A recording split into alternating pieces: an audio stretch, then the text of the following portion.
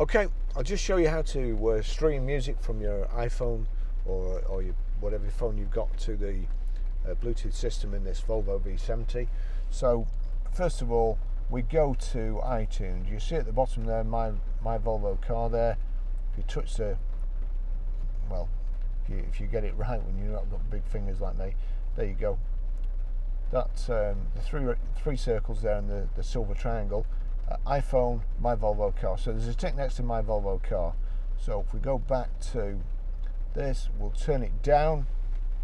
Any audio that's playing on your phone will now play, subject to setting it up correctly on the system, will now play through your speakers. So over we go to media, and that gives you the choices that you can actually have. This is set to USB at the moment, so it's not going to play.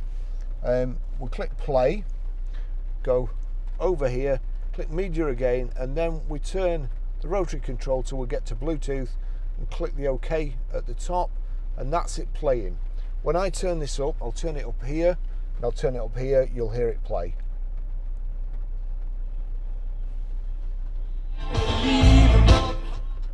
There you go. That's it playing through the system. That's how you do it.